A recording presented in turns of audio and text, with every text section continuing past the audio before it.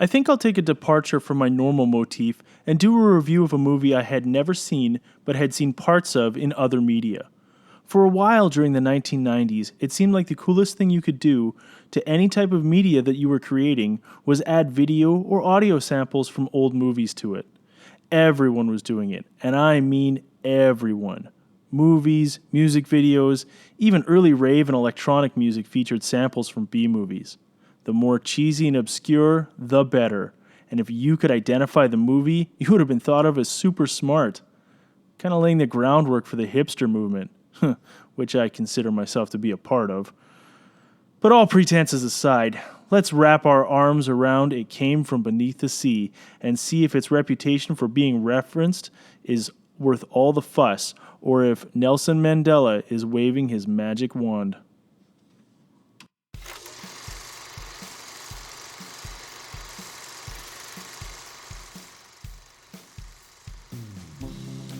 This one is a pretty simple premise, thankfully. Those tomatoes from the last review really took it out on me. The film opens up with a montage about nuclear submarines, and then we get right into it. A nuclear submarine picks up something on its sonar and is suddenly attacked. They escape and bring back samples to Pearl Harbor. The commander of the sub, Pete Matthews, meets with two notable scientists, Dr. John Carter and Professor Leslie Joyce, and they are studying the samples. They conclude that the creature is a giant octopus and that it was driven from its habitat in the deep ocean due to atomic bomb testing. It's not overly clear, but the impression that I get is that it may have also been mutated by the fallout. The Navy doesn't seem to buy the discovery and is ready to dismiss the two until reports start coming in about ships going down in the Pacific. Some survivors make it ashore and they are interrogated. Reports continue to come in about missing persons along the Oregon beaches. Pete, John, and Leslie go to investigate and narrowly escape the monster. Eventually, it makes its way to San Francisco. The Navy sets up mines and an electric sea net, but it doesn't stop the monster. It attacks the Golden Gate Bridge, the Port Authority, and the ferry station. Soldiers with flamethrowers drive the octopus back into the channel. Captain Pete shoots it with a specially designed torpedo, and before they can get to safety, the octopus grabs the sub. Pete dives out of the submarine and tries to get the octopus to let go using explosive. When that doesn't work, John goes out. John uses a spear gun with explosives, and the sub is free. John grabs an unconscious Pete, the sub detonates the torpedo, and the octopus is now octopi.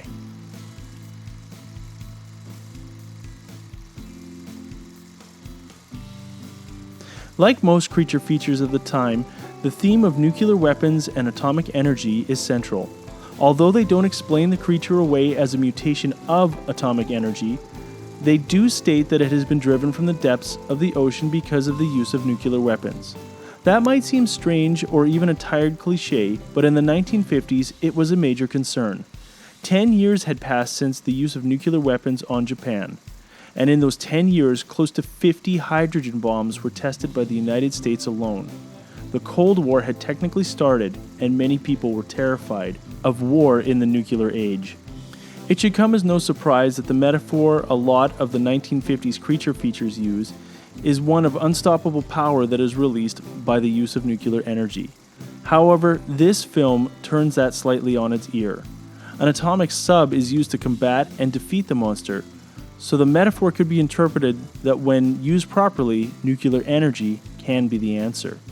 So where does this fit in my experience growing up in the 90s?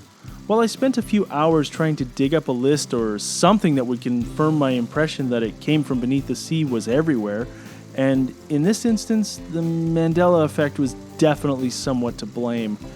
Not familiar with the concept of the Mandela effect? Click the link in the description as Cinemassacre does a great video about the Mandela effect and movies. While it was popular to sample old media, this movie wasn't as prevalent as I once thought.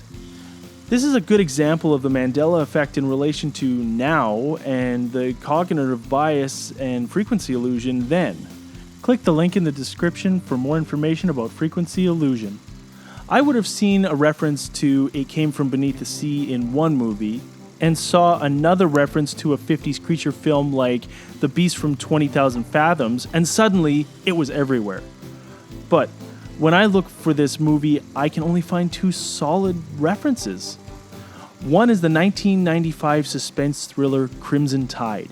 Gene Hackman is the captain of a nuclear submarine and says something to the effect that he doesn't want to be disturbed unless the ship is attacked by a giant octopus or World War III starts, as he's retiring to his cab. The second is in the 1998 American remake of Godzilla, when two guys are looting an electronics store. The scene on the Golden Gate Bridge is playing on one of the televisions. This movie is exactly what you would expect from a 1950s drive-in feature. The effects are amazing for the time period and were crafted by none other than Ray Harryhausen himself. Ray is considered to be the godfather of modern special effects, and I guarantee you, if I review any other movies like this, he probably worked on it in some fashion. I've been showing stills of a restored colorized version of the film. You can see all the care that went into making it look good. Great camera work, and the creature effects are great, and it looks really menacing. Unfortunately, like other movies from this time, the pacing is a little on the slow side. It's not unwatchable, but it feels long in some parts. My biggest gripe is an awkward love triangle, and I use that term generously, between the three main characters. We're given the impression that Leslie and John are together, but he just seems like a cold fish towards her, and Pete is all over in a way that just screams creepy. But Leslie is kind of okay with it. I don't know, it's really hard to tell. In the last scene of the movie, she kisses Pete right in front of John, and he just looks down like he's lost her. There's a few scenes when the monster attacks where you can see some problems with the composites, but to be fair, they were probably inventing the technology as they went along. Also, the photographic development would have needed to be done chemically and physically handled by a person, so glitches like that aren't a major concern.